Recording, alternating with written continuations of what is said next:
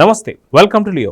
మనతో ఉన్నారు senior journalist doctor Kanakadurga Vadlamani గారు. మేడం నమస్తే. నమస్తే అండి. అటు తెలుగులో తమిళంలో పూర్తిగా దేవతల సినిమాలపైనే టార్గెట్ చేస్తూ చాలామంది ఇప్పుడు సినిమాలు తీస్తూ వస్తున్నారు. కానీ దీనికి కారణం ఒకే ఒక్క మాట తూలడం వల్ల అని చెప్పేసి కొంత అనుకుంటున్నారు. అయితే వాస్తవానికి రవితేజకు సంబంధించినటువంటి సినిమా ఇరుముడి అనేది గతంలోనే షూటింగ్ స్టార్ట్ అయింది.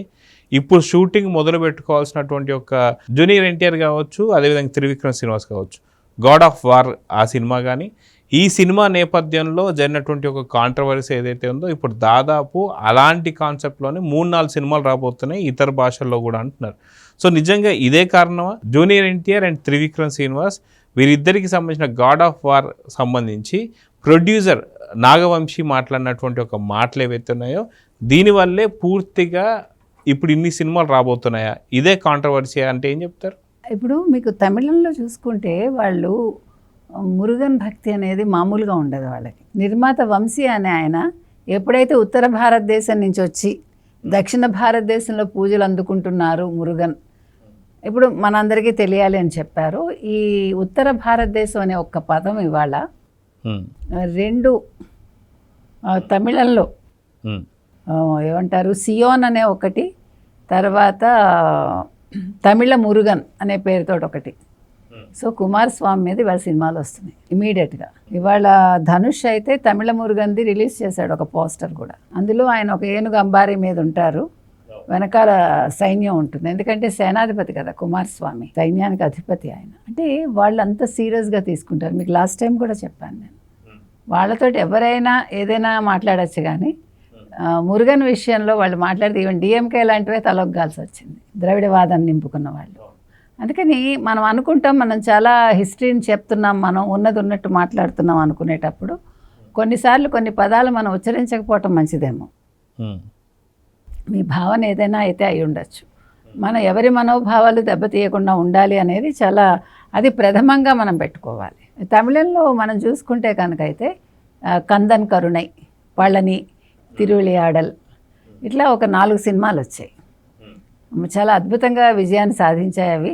శివాజీ గణేషన్ ఐ థింక్ 2 సినిమాల్లో చేసినట్టున్నారు, 2-3 సినిమాల్లో. ఒక సినిమాలో మీకు ఇతనెవరు, సూర్య వాళ్ళ ఫాదర్, ఆయన ఎవరు, శివకుమార్, కుమారస్వామిగా చేస్తాడు. సో ఇప్పుడు శివకార్తికేయన్ సియోన్ అంటారు మురుగన్ని తమిళంలో. సో ఆ సియోన్ పేరుతోటి ఆయన తీస్తున్నారు శివకార్తికేయన్. మీకు తెలుసు మొన్న అమరన్ సినిమాతో పెద్ద ఇది అందుకున్నాడు ఆయన. అయితే చిత్రం ఏంటంటే కమల్ హాసన్ నిర్మాత దానికి. అసలు మీరు ఇక్కడ ఆలోచించాల్సిన అంశం ఏంటంటే ఆయన అసలు దేవుణ్ణి నమ్మని వ్యక్తి ఇవాళ, నాస్తికుడు అనే చెప్పుకునే వ్యక్తి ఇవాళ నిర్మాతగా వ్యవహరిస్తున్నాడు. ఇది చిత్రం కదా. శివకుమార్ మురుగేషన్ అని ఆయన దర్శకత్వం వహిస్తున్నారు. తర్వాత వెట్రిమారన్తో కలిసి ధనుష్ తమిళ మురుగన్ అని తీస్తున్నారు. చూసారా, పెట్టడమే తమిళ మురుగన్ అని పెట్టారు. అంటే తమిళుల దేవుడు, తమిళ దేవుడు అనే అర్థంలో పెట్టాడు ఆయన. సో ఇప్పుడు ఏ సినిమా హిట్ అవుతుంది? తెలుగు వాళ్ళు తీయబోతున్న సినిమా హిట్ అవుతుందా అంటే త్రివిక్రమ్ అండ్ జూనియర్ ఎన్టీఆర్ కాంబినేషన్లో వస్తున్న సినిమానా, లేదు ధనుష్ తీస్తున్న సినిమానా, లేదు శివకార్తికేయన్ సినిమానా, లేదు 3 హిట్ అవుతాయా? అది ఇప్పుడు తమిళలో అయితే 2 హిట్ చేస్తారు, మరి ఇక్కడ ఉత్తర భారతదేశం అని చెప్పకపోతే ఈ సినిమా కూడా హిట్ చేస్తారేమో. ఇంకొకటి మీకు అమ్మన్ ముక్కుత్తి అని ఆల్రెడీ 9 చేశారు, ఇప్పుడు పార్ట్ 2 చేస్తున్నారు ఆవిడ. సో ఇప్పుడు ఆ సినిమా కూడా లైన్లో ఉంది. సో ఇప్పుడు ఈ దశ మనం తీసుకుంటే 2026 జూలై అనేది భక్తి సినిమాలకి ఇప్పుడు తెరలేచిందా?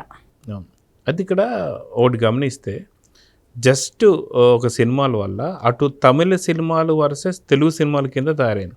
సో అదిగాక హీరోలు కూడా చిన్నవారా అంటే కాదు, అందరూ కూడా సూపర్ స్టార్సే అని చెప్పుకోవాలి. అటు హీరోయిన్గా లేడీ ఓరియంటెడ్గా ఆవిడ కూడా సూపర్ స్టార్ భయంకరంగా.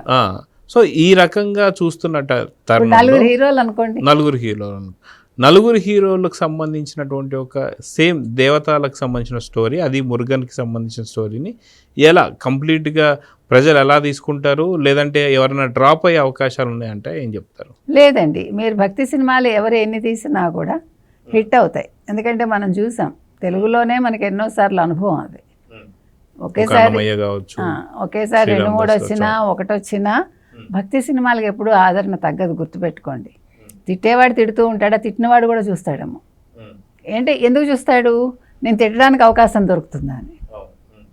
లేదు, తెలియకుండా భక్తిభావంతో కూడా చూడొచ్చు, 2 రకాలు. ఇప్పుడు నాకు నమ్మకం లేదు, నేను చూడను అనేవాళ్ళు మూర్ఖులు నా దృష్టిలో.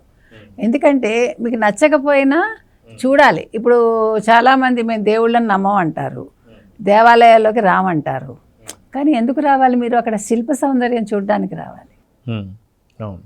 ఇప్పుడు ఒక హిస్టరీ ప్రొఫెసర్ ఉంటారు, ఒక ఆర్కియాలజీ ప్రొఫెసర్ ఉంటారు. నేను దేవుడిని నమ్మనని వాళ్ళు రావడం మానేస్తే నష్టం వాళ్ళకేగా.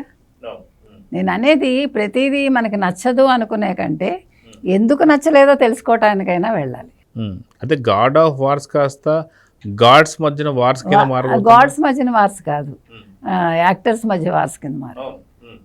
Tamil actors versus Telugu actors war కింద మారింది. కాబట్టి ఒక నిర్మాత అన్న ఒక మాట ఇప్పుడు 3 సినిమాలకి తెరలేపింది.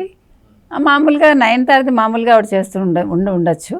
అయితే ఈ సమయంలో అది కూడా అనుకూలమైంది అంతే. సో మొత్తానికి ఒక దేవుడు, 3 సినిమాలు, 3 డైరెక్టర్లు, 3 నిర్మాతలు, 3 హీరోలు.